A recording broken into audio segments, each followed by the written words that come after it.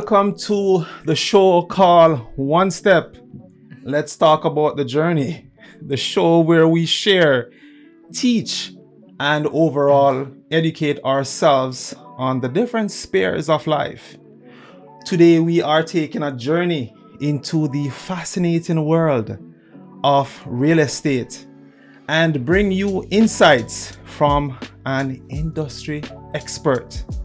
I'm your host, Joel Bennett, and we have a special guest. Our guest today is not just a real estate agent.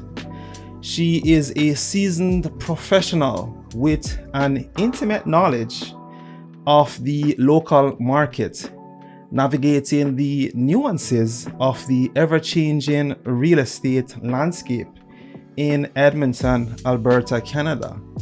So whether you are first-time homeowner or first-time buyer or an investor or just simply curious about the ins and outs of the real estate scene in Alberta, Alberta's capital, you are in for a treat today. We'll be discussing current trends, challenges, and exciting opportunities in Edmonton's real estate market.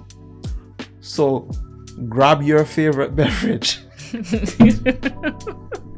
sit back, and get ready for you'll understand why we're laughing, and get ready for an engaging conversation that will provide valuable insights into the dynamic world of real estate in Edmonton, Alberta. Welcome, Mrs. Tasha Rowe. My apologies. That's okay. Finally, on the set of the show called One Step, this very important individual was well sorted after. She took some time, life happens. So I am super excited to have her on the show. So the first thing we're going to start off with, my people, I'm sure you all are curious as to who Mrs. Tasha Rowe is. And so we're going to hand the mic over to her, literally, for her to just formally introduce herself to our listeners. Mrs. Rowe, the mic is yours, my friend. Thank you so much for having me. As you said, my name is Tasha Rowe. I am a realtor here in Edmonton, Alberta. I serve Edmonton and surrounding communities as well. I have originally born in Jamaica. I moved to Toronto, immigrated with my parents to Toronto, and I moved here to Alberta in 2014. So I've been here for quite a bit of time, gone through the experiences and challenges of moving to a new country and adjusting as, my family and I move. I am married, as Joel mentioned, to my lovely husband and both our girls. Who are one is a teenager and the other one is age 7. So, different challenges at different age groups. But when I'm not, working, that's what I'm spending my time. My family is so important to me, and they bring me joy, and they give you that balance, right? Between work and life can be so hectic. So it's so important to spend time with family and make that connection. Icebreaker for you, Tasha. Yes. I know that being a realtor and the job that you do, most real estate agents, that is, you guys are always busy. Yes. So what is it that you do to decompress at the end of the day? Multiple things, I would say. So definitely spending time with my family, because as you mentioned, we are busy and that pulls us away from family time. Yes. I am really grateful for the support of my husband to be able to support me while I'm out servicing my clients and, being there for them and chasing my dream, right? So I really do appreciate him for that. And so you get to miss some things that are important. So when you come home, just spending time with them is super important, and dedicating that time. Also, I would say, you know, listening to music is really relaxing. I'm a 90s music, 80s, 90s music fan. Any artists you want to highlight here? A few of them. I love Michael Jackson, Lauryn Hill, some Prince for sure. Prince? Yeah. That one I'm surprised by. Yeah, really? I'll let you continue though. Okay, so my favorite movie is, one of my favorites actually, is Pretty Woman. Oh, that's a good one. Yeah, right? Angela who's the main star in that one? No, it's oh my gosh, how could I forget? But I do know that show. She's one of my favorite actresses. Julia Roberts. Julia Roberts. Love me some Julia Roberts. Nice. Okay, so so as you know, Prince is one of his favorite songs. I'm not going to give it away.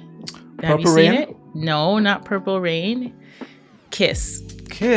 Yes. Ooh. Is in that movie. So anyhow, that is one of my favorite songs. But so yes, Prince, a few other artists, of course, that I'm, not mentioning now. Yeah. So I apologize. But yeah. I'm trying to think if I just heard one Jamaican artist in that. That one. Okay, so let's do this over. I don't want to upset anybody. Jamaican artists. Celine Dion? No. I've never heard a patois coming from Celine Dion. So she's honorary Jamaican at this point. Okay. Wishing Celine all the best. I know that she's going through some health challenges right now. Yeah. So I'm definitely wishing her all the best with that. Jamaican artists. I really do enjoy reggae and dancehall. That is an absolute must.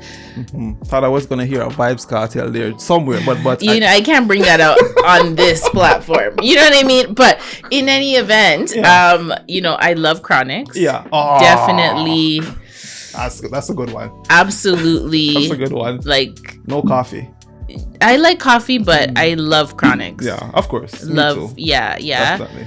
Old Bujo for sure. Of course. Really. Yes. And Bob, obviously. I was just playing some just now. That's a staple. So there's definitely staples. Sorry that they didn't come. Let's just do this over again and we can. The next show we film, we're gonna have some Jamaican artists in it. At first. You caught me off guard, you know what I mean? I didn't prepare, but yes, for sure, so many Jamaican artists, and I love music. Our family loves music, so that's a way to decompress for sure. Of course. Perfect. So let's get into the meat of the matter. Yes. For people who are thinking of becoming a real estate agent, Tasha, can you walk us through what that journey looks like and tell us? Use your journey too as an example to highlight some of the means of getting there, so to speak, if you don't mind. For sure. So if you are looking to become a real estate agent in Alberta, for sure, what you need to do is reach out to the Real Estate Council of Alberta. You need to apply to them, so that you need to provide your transcript and some information about yourself. They will go through that. They will go through your information and they will approve you to move forward to do coursework. Along the way, there's a certain amount of fees that I just want to say. I'm not mentioning all the fees along the way, but there are fees. For example, to do the courses, you have to pay to do the courses. And then you would start with a fundamental course. So that will give you it's called the Fundamentals of Real Estate. And once you complete all of that coursework, you will have to do an exam and you have to pass the exam. I think 70% is the passing grade. And then once you do that, you will be able to choose your stream that you want to go to. So you can get into real estate, you can get into property management, you can get into commercial, being, mortgage broker, etc. So once you choose that field, you will then do more studying and coursework on that field to get you the knowledge and the ins and outs about the legislations, the regulations, those kind of things. And again, there's another exam at the end of that, same 70% passing. And then you also need to do a criminal record check. Okay, so that's also, once you finish all of that, then RICA says, okay, you are good to go. then you would need to find a brokerage. So all agents need to be under a brokerage. And what I did is, once I was at that point, of course, I know friends in the industry. I, reached out to them and spoke to their brokers, which is the managing broker of that brokerage, and interviewed them as well as they're interviewing me to know if I'd be a good fit for their organization. And you also need to determine if that is a good fit for you. So you're looking for things like, are you supported? Are you a part of a good set of people? You can choose to be on a team per se, or you can be by yourself, an independent agent, but still have a team environment. So those things are important.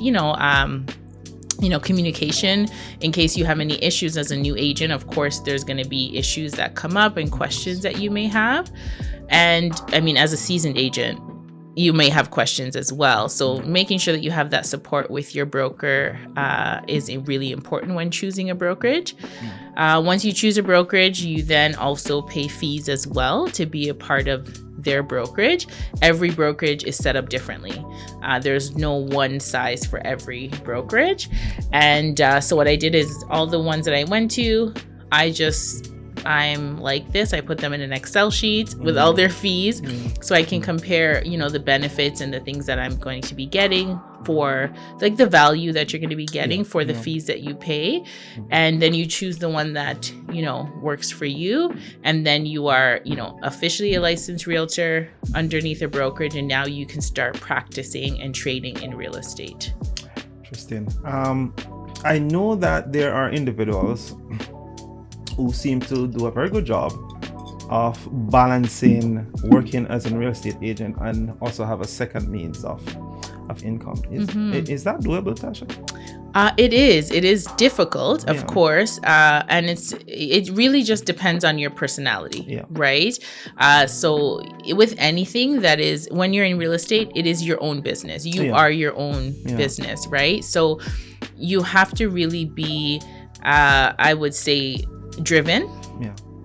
So if you're driven, then that is definitely something that you can do and be successful at it. A lot of agents are doing real estate full time and also have a 9-to-5. I don't ever like to say that real estate is part-time. For me personally, it's not. It's a full-time role, and because I don't take it lightly, right? So I know a lot of people that do that, and they transition from having both a 9-to-5 and doing real estate full-time to doing real estate full-time only. You can't turn off your phone at any time. That's what I'm thinking. Things can happen. It is challenging for sure, and I think managing your calendar is super important.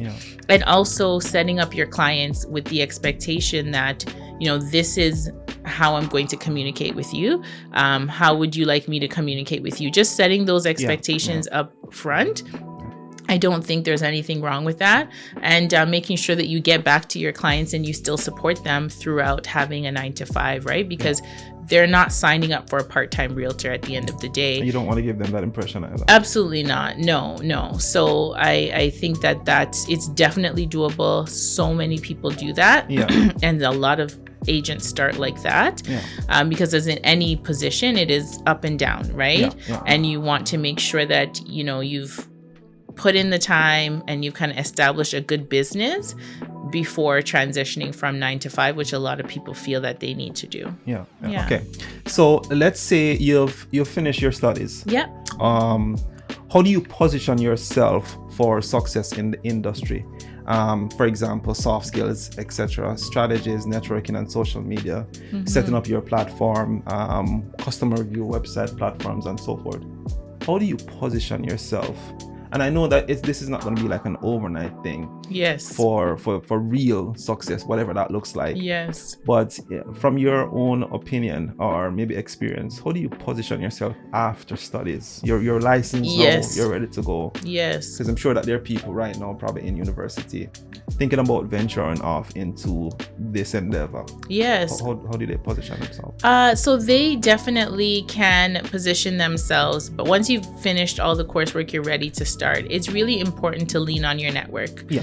The people that you know already, that already know, like, and trust you. Yeah. So it's important to speak to them, let them know that you are an agent and you would love to work with them. You would love their business. And they always say, don't be a secret agent. You really want to make sure that people know you, because that is how you get more business, right? We can't support the person that we don't know. Yeah. And I know that it's challenging in the beginning to put yourself out there, as with anything, but it's really important for the success of your business. I also think it's important to, use social media. Yes. We are in 2024. This is the life that we are in. It's just really important, right? So you have to leverage social media, I think, to be successful, and that will help you to bring business and propel your business forward. And also your referral networks. So, a lot of people, have relationships with other realtors. If they have any referrals that they could pass off to you, or hand over to you, I should say. And that is also a great way to generate business. Getting out there and doing home tours, making connections with key industry professionals that we work with. So mortgage brokers, inspectors, mortgage brokers especially, sometimes people come to them, then they don't have a realtor as yet, right? So it's important to have those relationships with them, and you never know what business can, come your way because of that connection. So, I mean, I want to add one more. I'm sorry. Of course, man. Jump in. Just being out there with your community. Yeah. It's really important to do that, to attend those events, things that are important to you as well. Be there in your community. Let people see you. That's a part of, your network and, knowing people and just, meeting other people. Yeah. I was going to ask you if the industry because you're just based, you would say you're Edmonton based. Yes. Right? Yeah. Is it very competitive in that industry? Yes, it is competitive. There's quite a bit of agents here in Edmonton as well, and surrounding communities. So it is competitive. However, I do feel that there is enough for everyone to be successful. The pie is big. The pie is big enough for everyone to be successful. At the end of the day, one person cannot serve everybody in Edmonton. Yeah. And agents will match with clients differently. So if you were an agent, you may match with somebody that does not match necessarily with me, right? So it's really just important to be true to who you are, and the people will find you, and they will come, and you will match with those clients, and it will be a great relationship. So I was listening to the news. I'm not sure which station it was, but it's the topic of the discussion was that Canada should start to restrict the amount of people they let in, because it seemed like there is not enough homes. There's more people than homes for the province itself. Do you see that in the market? Like, is the demand for homes greater than the supply? I do feel that the demand is great. Yeah. I also want to say that if we look at the projections as to, the amount of immigration that the federal government has planned to come into the country in the next, few years, it is a lot. I think it's upwards of 500,000 people per year. That is a lot for the amount of homes that we have. So I think that it's a joint effort. I wouldn't say it's one thing that we want to blame to say, that's the case of, it's immigration, right? Yeah. I do think that they do need to have a plan to provide enough homes for the amount of people that we do have here. And right now, lots of reports have shown that we are just not meeting that demand. So because the demand is greater than the supply, do we need to be worried that that real estate, the prices for homes, lands, and so forth is gonna skyrocket into an Ontario possibly? So in my opinion, I would say just your opinion. Yeah, in my opinion, I would say that we do have the risk of prices to increase.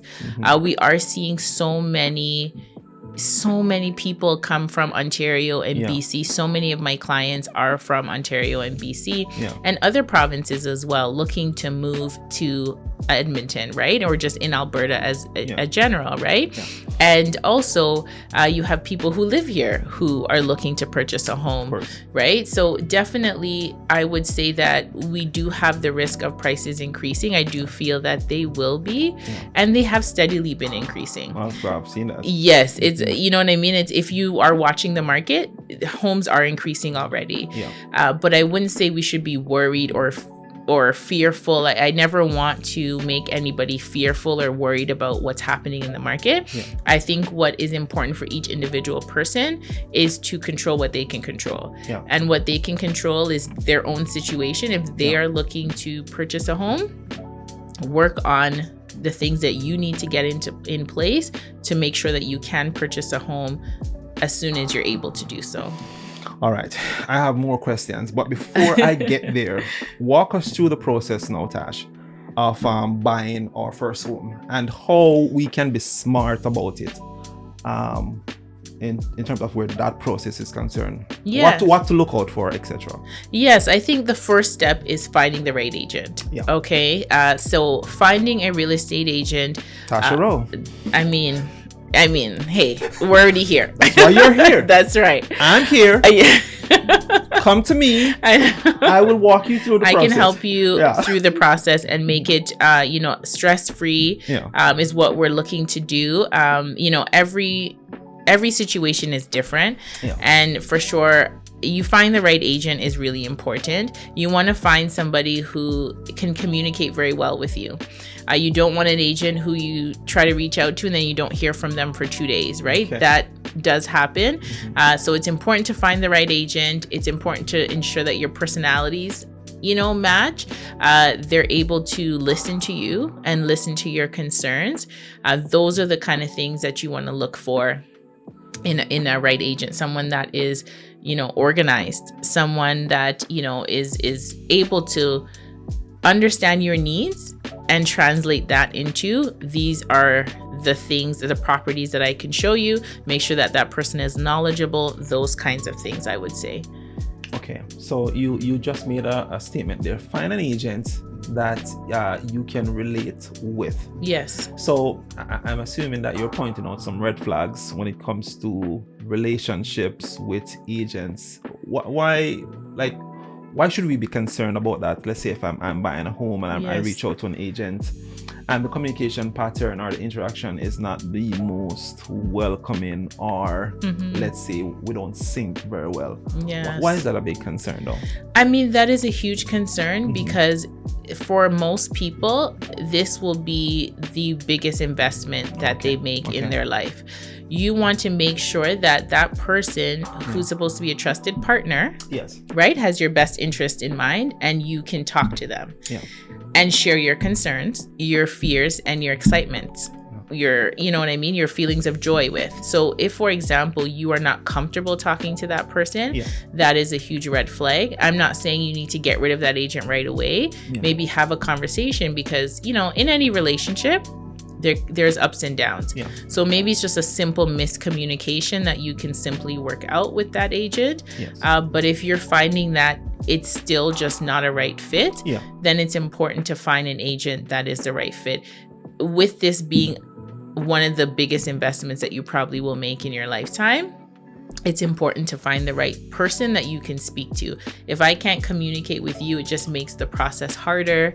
It makes it more difficult. Like buying a home can be stressful. Oh, I know. Right? Yeah. Everybody who's purchased a home knows it can be stressful. So you don't want to add any more stress in that process. So at what length or time in the relationship are you locked in? Meaning that, let's say we've met, we've talked, I've expressed interest in you being my realtor or real estate agent, and like within a month or so, I find out that I'm not hearing from you as often as I should. I'm not really feel like I'm getting the support. Yes. Like, do I suffer a penalty for that if I exit the relationship at a certain time? And this is a great question.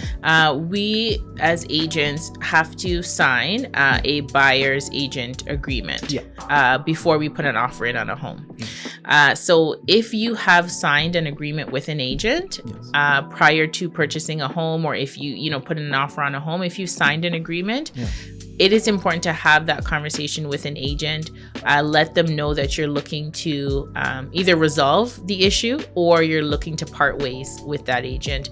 You can send them an email, you can send them a text message, or have a conversation. In regards to the cost, it really depends on what you've signed in that agreement. For me, buyers who are working with me, there is no cost to work with me. It is important to have that agreement signed. There's because no cost. No. Did I hear that? There's no. Why is that? No, because the sellers are the ones that pay for your professional fees. Okay. So when you're listing your home, the sellers on their side is the one that actually pays for those fees. So as a buyer, you don't have to pay anything to work with me. Interesting. That's a benefit right there. Absolutely. With working with this agent. Yeah. Because I thought it was the other way around, but hey, I learned something today. Absolutely. Yeah. So I'm guessing that for each agent it's different, because others may have different stipulations for their services. Absolutely. I wouldn't say that as a blanket statement, but I would say that majority of them, they would be paid by the sellers. So there shouldn't be any fees. But again, it really just depends on the agent out there. Okay. I learned something today. Okay. This line I've heard very often. And so I'm delighted to have a professional before me to shed some light on this. Yes. House rich, cash poor.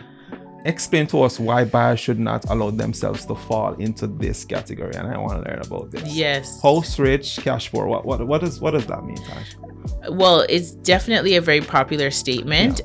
We don't want to be in a situation where we are, house rich and cash poor, which simply means you spend a lot of money on over your budget for your home, and therefore you don't have a lot of money on each month to cover the costs of your bills and just to live a comfortable life. It's important not to be in that situation, because you're going to provide financial strain on yourself, and that comes with stress and anxiety, and just, it decreases your mental health and overall enjoyment of life. It provides you with limited flexibility. If an opportunity comes up to invest in a property, you won't be able to do that because you've already, kind of spent too much on this first property. If you need to renovate anything in your home, if you need to do any repairs or maintenance around the home, it's going to be tough to do that because, you've kind of spent more than you should have on a specific home, right? So those things. A follow-up question to that. So, the different demographic, the different individuals' income may vary. And how do you evaluate your household? Meaning between, if it's you're a single individual, yes, or you have a spouse, how do you guys evaluate your finances to know what you can afford for a home, and not find yourself trapped into that situation? Yes, you have the you have the fantastic dream home that you've always sought after, maybe 3-4 bedrooms and maximum square footage or whatever it is, and you get caught up with the love affair of the dream home, because I feel like we've all been down that road when we decided that, okay, I'm going to buy my first home. I want this amount of bedroom, and I want this size garage, basement finish, and so forth. And so I feel like that's where the trap comes in caught up in the illusion of the home itself. And you find yourself in a situation where you get a fancy home, but you're literally working to pay for it. Literally. So how do you evaluate? And this is a troubled question because it varies. How do you evaluate your finances to know, maybe this is what we should get so we can actually afford it and get it, and still set up our life in such a way where if something should happen to one party, God forbid, that you guys are still able to pay the mortgage? Absolutely. And I think the way to set that up is being honest with yourself and having a budget. Looking at your expenses now, what your income is today, not basing it based on, okay, I might get this promotion later on down the road, or, not factoring in bonuses maybe, right? Just being, what are the raw bare bones of our finances, and sit down and look at that as, if you're a couple, then you do that as a family. If you are, a single person, you do that on your own and look at what your expenses are. You can also be completely transparent with your realtor, because at the end of the day, I, as a realtor, I'm working on your behalf, right? I am looking out for your best interest. So I don't want you to be in a situation where you are, cash poor at this point. So I will look at, have that conversation with me and your mortgage broker. This is how much money that I want to spend per month. And truthfully, sometimes you may get approved for more than you're comfortable spending. And it's just knowing that, okay, even though I'm approved for $500,000, I actually only want to spend $400,000. And that is okay, because that is, helps you to make smart financial decisions so that you can avoid that situation. As we know, interest rates have fluctuated. That's something you need to prepare for in the event you're on a variable or, anything like that, right? So you want to make sure that doesn't happen. And also life happens. Just like you said, if something happens, God forbid, to one of the partners, someone has a baby, those are the kind of things that you want to make sure that you're not in those situations. And I think a budget really helps you to do that. We need to have a budget script someday about management plan. I brought up this question for obvious reasons. And I mean, if I've learned anything from life, is that it is unpredictable. Absolutely. One person can, God forbid, gets ill, pass away. And here's the other part. The relationship. People can decide that after a few years, you know what, I'm gonna move on. And so one person is always left with the home, or paying off the other person half the cost of the home. So I know it's hard to predict these events, but at the same time, smart people put contingency plans in place for if or whenever these things happen. And it's an important question that I wanted to throw out there too as well. Anyway, you have given us good insights into that. Okay, locations. So from your experience in the industry, Tash, buying a home/property, what makes a neighborhood a decent neighborhood to live? Because the home is fine. Sorry to cut you off. You go look at a home, which I'm sure you have done a million times. A few times, The home is fantastic. Yes. Love the color, love the inside, the works. But sometimes we forget to assess the location. Yes. So how do we fill that part in and not get too caught up with the amazement of the home itself, just your research into the neighborhood? Walk us through that. Yes, I think it's important to research like the safety of the neighborhood. If is it clean and well maintained, so definitely drive around the neighborhood. You'll be able to take a look at these things. The city of Edmonton has a crime map. You can definitely take a look at that to see about the safety in that specific neighborhood. It's important to check out schools and and what other education facilities are in the neighborhood. You can also look at amenities. What amenities are important to you? Do you have young kids and you want to make sure that there's a pool nearby and a community center and those kind of things? That's something that you need to look at as well. Transportation, accessibility, those are really important to you. Are you really far out but then you don't have a car? So would that pose a challenge? Parks and green space, that is important to you. Those are the types of things that you want to look at. And it's going to be different for everybody. What might be a good community for you might not be a good community for me. So it's really important to look at those things. And of course, the affordability of that community as well. So I want you to stop me if I'm about to get myself or you into trouble. Okay. We're in Edmonton, Alberta. We're going to stop. Immediately stop. Moving right. Okay, yeah. She knows where where I was going. All right, cool. Yeah. All right, fair enough. Fair enough. Fair enough. Yeah, can't do that. No. Okay. Sorry. Shout out to North, South, East, and West Edmonton Alberta. And in between and downtown core. Okay, all of that covered. Guys, I wish I could have gotten the chance to ask that very troubling question.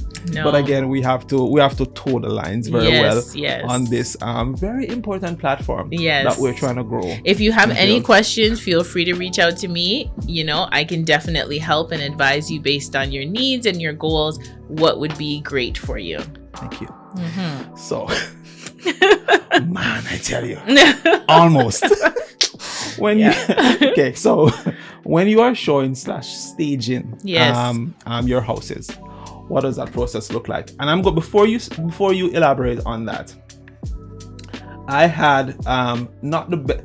You know, when you're buying your first home, it's, let me just use my words wisely here. It's like you fall in love with the idea of the home so much that you forget about the fact that it's made up of paint, wood, work is done on the inside, fixtures for lighting, kitchens, and you forget about those things. All you see is that square. It's a square, right? Also, it's a square. Rectangular. Yes, depends on what, but rectangular. You fall in love with that idea that you see nothing else.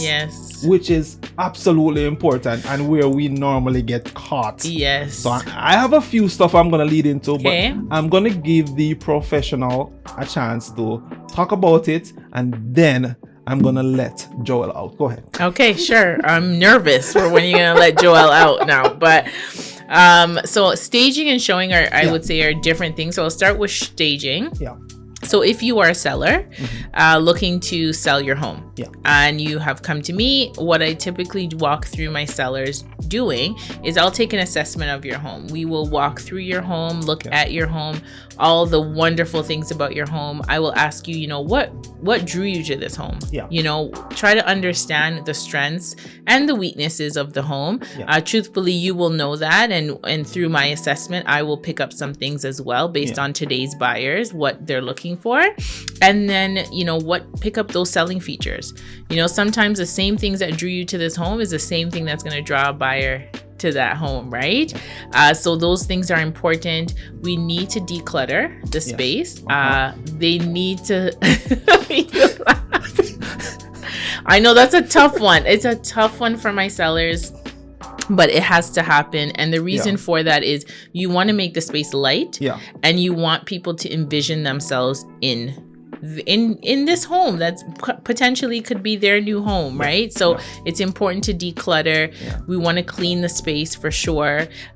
You know, let's do any repairs and maintenance that may need to be done on the home. You want to neutralize any colors that you may have. That's ideal. Of course, you know, all these things are within the seller's conversation with the sellers, right? And what they would like to happen. But those are ideals, wish list, the perfect staging process. That's what it looks like. And then we may move around furniture to maximize the space, right? We may bring in, sometimes I've brought in staging furniture, I've brought in staging pieces, just to brighten the home, just to kind of accessorize the home as well. Those things are important. And we want to maximize the natural light in the space. Those things are very important. After 2. 1, 2. Tasha. Yes. Let's switch roles now. Oh boy. You are the buyer? Yes. I'm the seller. Okay. As a buyer, yes, what should I be looking for? So that will depend on what the individual taste. Okay, maybe right? I should say look out for. Look out for in terms of aesthetics? In terms of assessment, when I'm getting the walkthrough of the inside of the home. Yes. Let's just start with the inside. You are the buyer. You're the professional now. You know more than me. Yes. And because you know more than me, and I am crazily, blindly in love with the home. Yes. So my brain is not working right. Yes. Okay. What should I be looking for when I walk through the kitchen? Yes. I walk through the bathroom. Yes. I walk through the living room. I check the attic if there Yes. is one. Yes. Check the basement. What should I be looking for? Because we find out the true identity of the home after we move in. Missing a lot of stuff. So yes. Well, I would say that it shouldn't be. Yeah. You know, you shouldn't be doing it. That should not happen if all steps are kind of taken care of. So I would say that as a buyer, you've come into the home, you love the home. Yeah. Perfect. It Blindly has love. everything. Yes. Yeah. Okay. What we want to look for is we want to look for any signs of leaking. Okay. We want to look and make sure all the mechanical systems are working. So plumbing, electrical, the furnace we want to check as well. So I should go in the bathroom and flush the toilet. Absolutely. Okay. Yes, absolutely. You can turn on the taps and take a look and look underneath to see if anything is leaking. Yeah. Of course, I always recommend my clients to complete a home inspection by, a licensed professional, just to make sure that they try to catch as many things as they can. So you, the buyer, get your own assessment. Absolutely, yes. So you come in, and that's a condition that you can put in any offer to purchase. That you can put a couple of the common ones are you're looking at is, financing, home inspection, and possibly condo documents if it is a condo property. But home inspection, absolutely. And then you will have a home inspector come in and take a look at the roof. They will look at the mechanical systems in the home. They will also take a look at the foundation to make sure there aren't any cracks that they can see. They will check a lot of areas in the home, and they complete a very thorough inspection, so I think that's important. Those are the things that when we walk through the home on the first time, I will look for some of those things, but it's really important to get a professional in here to do a home inspection. Super important. Absolutely. And I mean, if you, the buyer, want to go in and take a look yourself, too, you're allowed. Absolutely, you can. As long as you're not breaking down any walls to look, then you know what? It's within reason, right? So you can for sure do that. And we can look. I've definitely done those things with my clients, pointed out things in the mechanical room that maybe, let's raise this question. Let's ask that, see what happened here. There's some interesting things that I have found, just doing an initial I'm tempted. I'm so tempted to ask her, but I'm starting to pick up what. We can share that. I mean, okay. Can you share an experience? Of course, yes, I can. Please do. So one property, let's call it 123 Main Street. Yes. We went through and we went to the mechanical room, and we noticed that there was a lot of dust, and just fibers a lot all over the place. Lint, and lint basically. Lint. So we looked around, and then we noticed that, I looked behind the washer and dryer, and I noticed that the connection was actually disconnected. So the pipes would go all the way up, but then it wouldn't connect to anything. So all of that was coming out of the dryer was just in the mechanical room. Seriously? Yes, it was disconnected. Absolutely. And then it was also the other side of it looks like it was connected to a bathroom exhaust that was in the basement. A bathroom exhaust? Yes, exhaust fan. So when you turn on the fan, all of that is coming into the bathroom exhaust. Wow. Yeah. So you know what?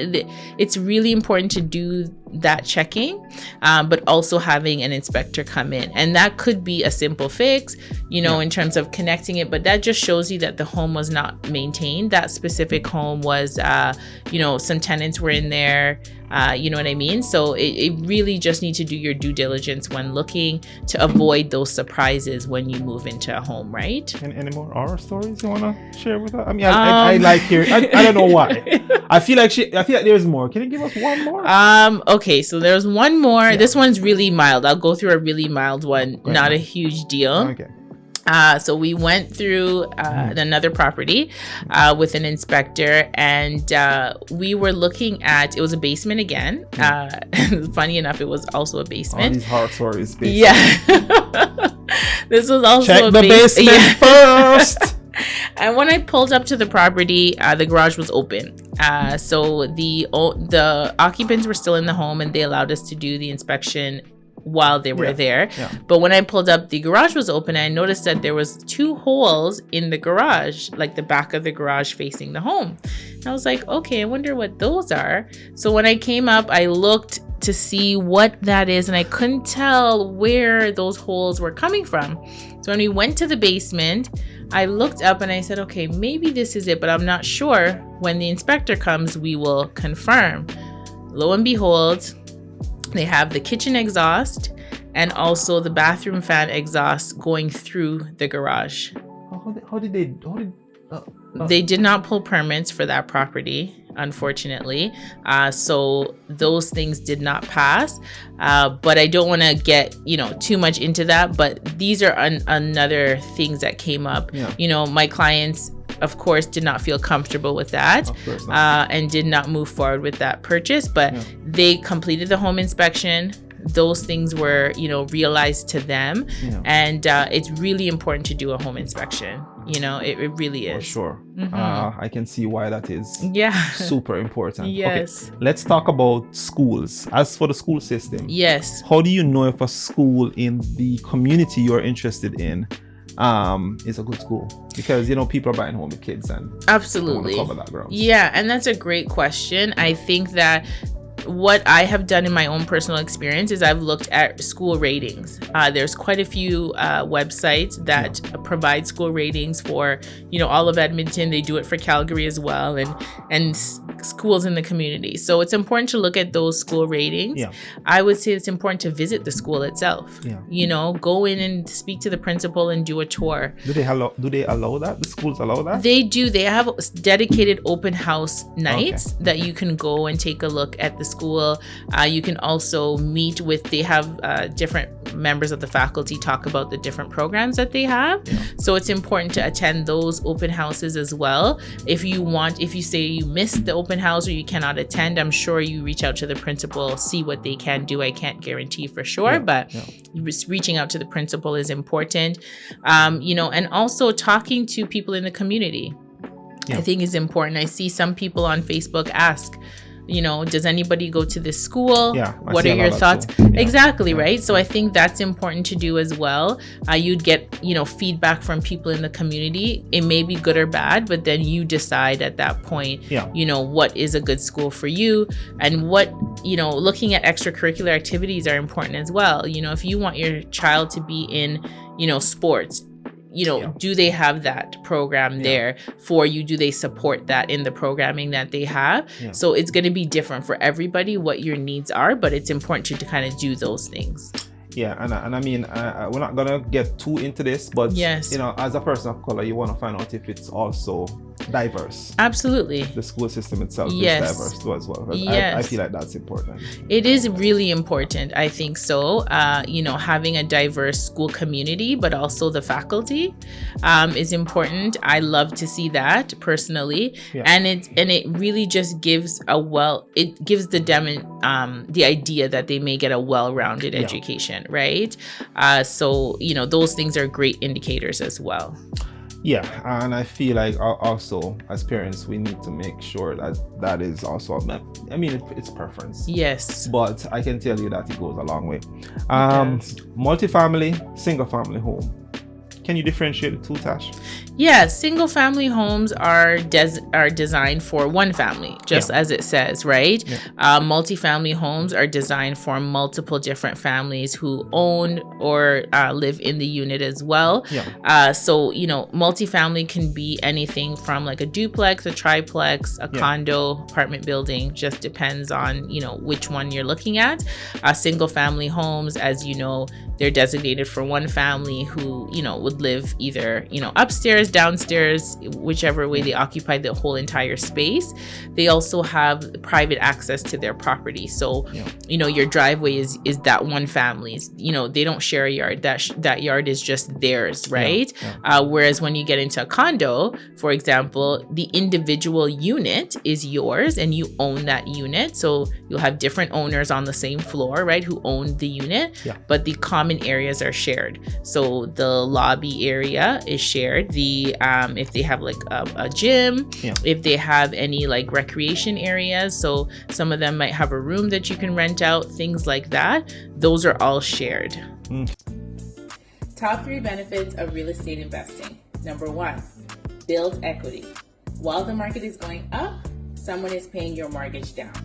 Number 2, passive income. Every month, someone is paying you rent to stay in your property. That's income that you don't have to work for. Number 3, tax benefits. You can claim mortgage interest, expenses, all those things on your taxes, and that reduces your taxable income. Follow for more tips. Okay. Spaces. Okay, nice. So another tough topic that I've been running around in my head. Yes. And the topic of gentrification. Yes. So I'm gonna ask you if it's for you to explain. Have you experienced that in any areas in Edmonton or heard of in Calgary? And what are the signs that property owners can look for when this starts to happen? So okay, let me just say this. I'll say this, right? Because I know it's a tough one. I'm trying to remember the name of the location. I'm not gonna call the community name. Better to play it safe that way. Yeah.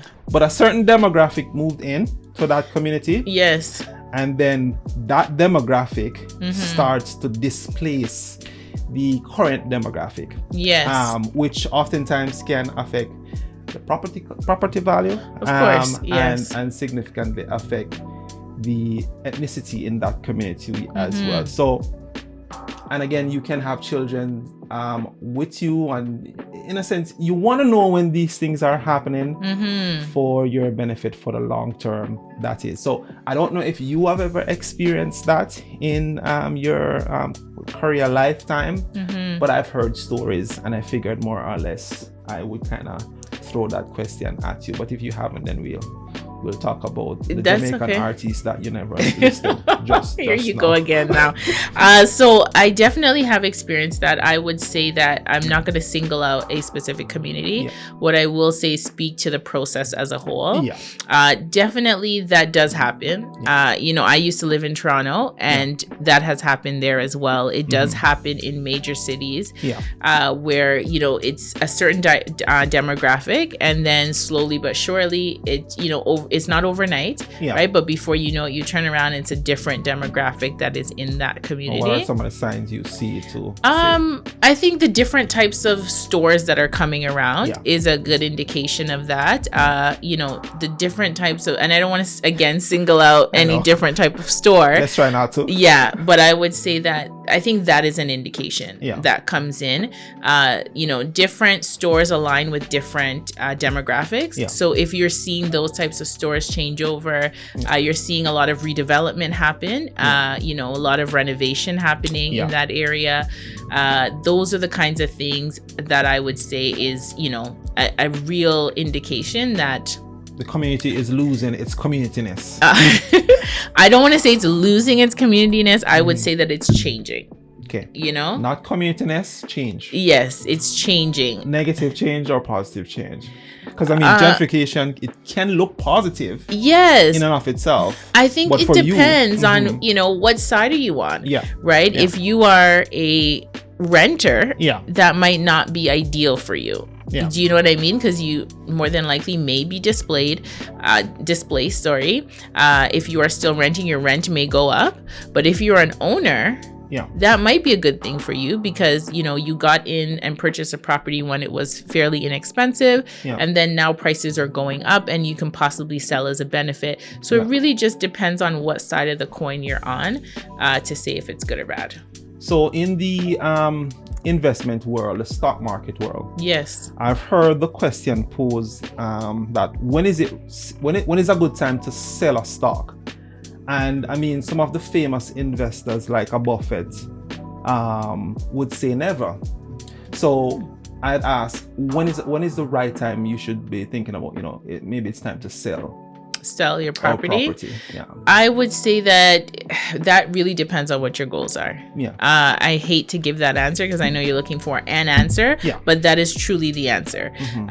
It really just depends because if you are speak to a situation. Yes. Yeah. So if you specifically purchased a home at $300,000 and you know what, my money has doubled, it's $600,000 right now, and I'm looking to move. I don't want to live in this home anymore. I want to live out out of this area, you need to look at, okay, is it possible to take some money out of this property and use that money as a down payment on another property and then rent this first property out and leverage that?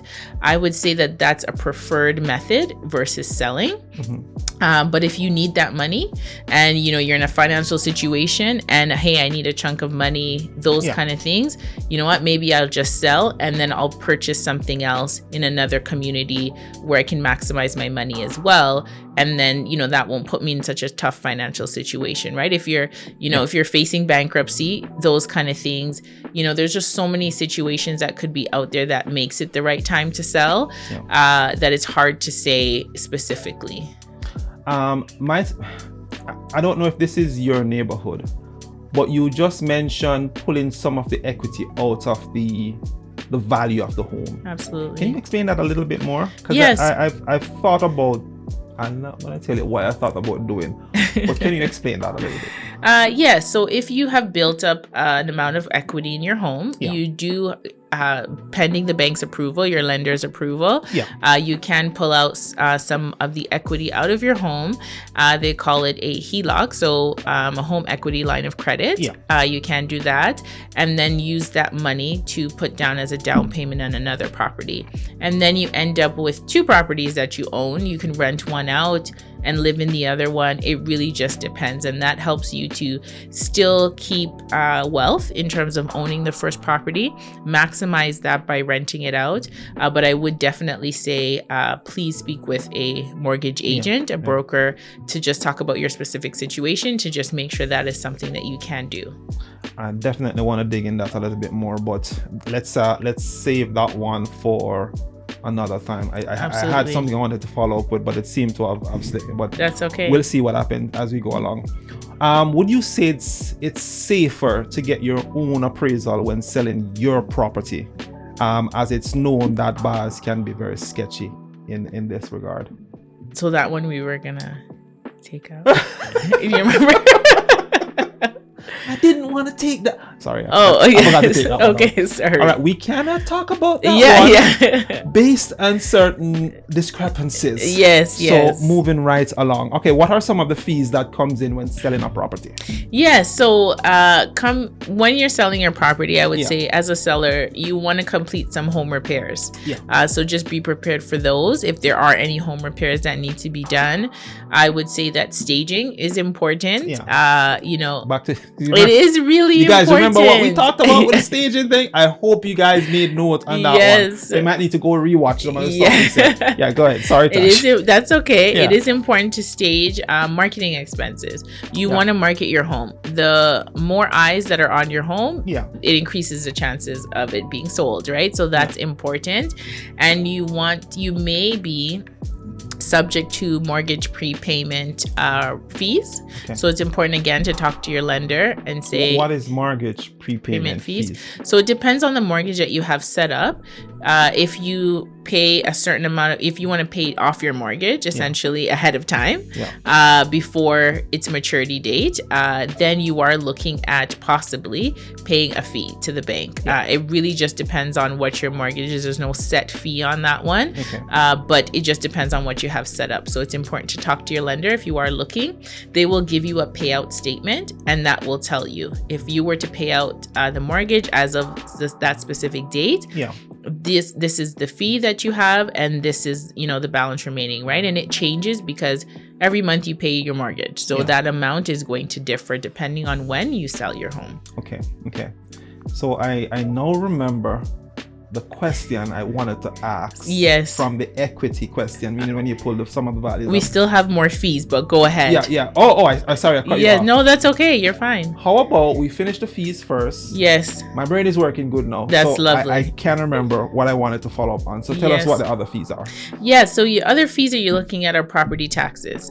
So that's, important to pay. You're supposed to be paying those annually or monthly if they're in your mortgage. So you want to clear that off as well. Once you sell, you'll be responsible for your property taxes up until the date that you sell your home. Okay. Yes. So let's say, for example, we're looking at the year of 2024. That's tricky, really. So if it is 30 years that the loan is for the home. Yes. That's 30 years of property tax. No. Okay. So what I'm saying is, let's say, for example, you're looking to sell your home in 2024. Yeah. I've sold my home June 1st, let's say the month of June. Yeah. So from January to June, Yeah. you'd be responsible for those property taxes. Okay. From June, whatever date in June onwards, it would be the new buyer's responsibility. Remember, they assess property taxes annually, Yeah. so they wouldn't know years in when- advance. Yes, absolutely. Makes sense. Okay. If it's a condo, you have condo fees that Yeah. you'll be responsible for, similar to the property taxes up until the date that you sell your property. Yeah. HOA fees are also due as well, similar to that. I would also add in moving costs, realtor fees, and legal fees. Okay. Okay. Any other fees? Not that I can think of, but that's the majority of them. Of the fees that you Yes, would have to make note of. Of course. Okay. So can I ask my follow-up question now? It depends on what the question is, but Okay. yes, you can. I'm joking. Alright. Yes, you can. So when you pull some of the equity out of the home Yes. to purchase another home, Yes. does it affect the overall value of the home, or is there any additional interest rate? Is there any additional attachment rate to what I was paying for mortgage? Yes. That would affect. That's a great question. So it does not affect the value of your home, Yeah. but it will affect your mortgage payment. Yeah. And it may affect the interest rate that you're paying going forward. So your payments may increase, a couple $100s. Again, it's not, gospel. It Yeah. really just depends on what the lender says and Yeah. what your interest rates are at the time.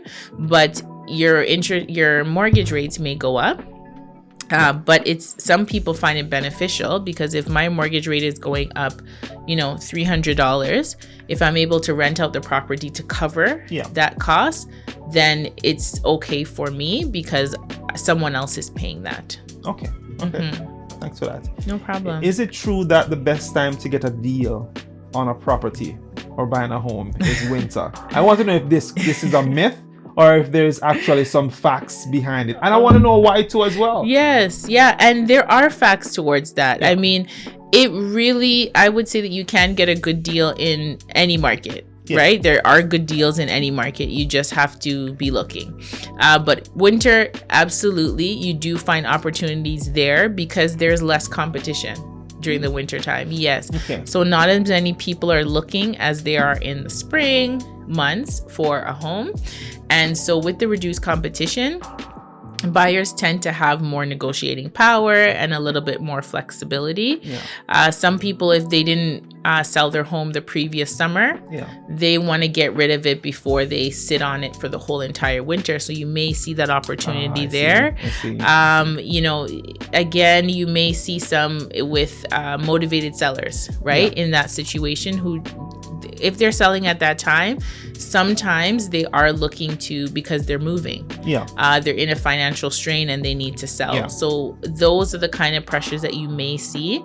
Not to say that everybody selling at winter is in that situation, but you may see those, and that is why you would see an opportunity at that time to take a look at, those things. So it's not a myth then. It's not a myth. Wow. Okay. Yeah. But again, it can be in any market, right? So, but yes, wintertime, is a good time as well. These are valuable insights. Yeah. We thank you I'm not ending, but yes. we thank you for sharing these things. Oh, absolutely. Knowledge is important. Knowledge is power. Okay. Yes. That is super, super true. Mm-hmm. What is your opinion of someone selling a home without using a real estate agent and trying to save money by doing it themselves? Is that a good or bad idea? So I can understand if you are looking to sell your property, without and trying to save money where that is concerned. I totally understand that. What I would say is that it is a time commitment. Yeah. So a lot of people, it's a personal choice, really. They do that for various reasons. So, it may be saving money, but it leads sometimes to limited exposure on MLS, right? Mm-hmm. It's a multiple listing service where homes are listed on the MLS. A lot of people are looking there. If you are listing it yourself, you are reserved to other avenues that are not the multiple listing service, right? It is a time commitment. You spend a lot of time negotiating with people who come through your door, they're not typically pre-approved, maybe. They really may not be working with an agent. So, how serious are these people? Your agent kind of would have done some of that due diligence up front. You are spending a lot of time organizing showings, staging your home yourself. So those are the kind of time commitments, and marketing your home, really. It does take time to do that. And how are you going to market it? Are you strong in marketing your home? Because that is really going to be important. There's so many new techniques to market your home, to stay in front of buyers that agents have access to. A good agent will. Not all agents are the same. So it's important to have those features, when you're marketing your home. So in other words, it is not advised. It is not recommended. It is not recommended. But again, it's a personal choice. But I would say that, it's good to market your home with a realtor, because studies have shown that you do sometimes get more money for that home versus selling it yourself. But it definitely is a personal choice. Thank you so much for that, Tasha. Absolutely. How can my viewers follow you, reach out if they are interested in buying a home and they want a real estate agent? Are you on any platforms that we need to know about? Absolutely. So you can find me on Instagram, Facebook, TikTok, as well as YouTube. You're on TikTok? I sure am on TikTok. I'll check. That's right. You can find me at Tasha Rowe Realtor. So first and last name. My information will be in the comments below or in the description box. But you can find me there, Tasha Rowe Realtor. Any last word that you want to leave with us, Tash? I would say that if you're looking to purchase a home, be patient in the process. Know that we talked about, cash poor, and house rich. So, be patient in the process. Know that your first home does not have to be your last home.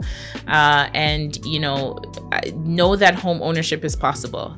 It is not a, big thing that is unreachable for a lot of people. It definitely is affordable, especially in Edmonton right now. It is affordable, and it's important to own a home. It's important for that generational wealth in your family. It's super important. So know that is possible, and as long as you have the right people around you to support you, it's really possible. And it may not be today, it may be a year from now, 2 years from now, but as long as you are working with someone who has a plan to help you to get to that goal, and you do the work to get to that goal, it is very, very possible. Mrs. Tasha Rowe. Yes. We do appreciate you coming on the show. Looking forward for more. This is just an introduction to this new friend of mine. Absolutely. We are looking forward to your journey and sharing that journey as you go along. And we wish you all the best, Ash. Thank you so much. Thank you for having me. I hope that, people were able to find this information useful to them and help them in their journey in real estate for sure, and answered some questions. The show is called One Step. Let's talk about the journey. My name is Joel Bennett. Thank you for joining us. You all have an amazing day, and bye. God bless you. Peace out.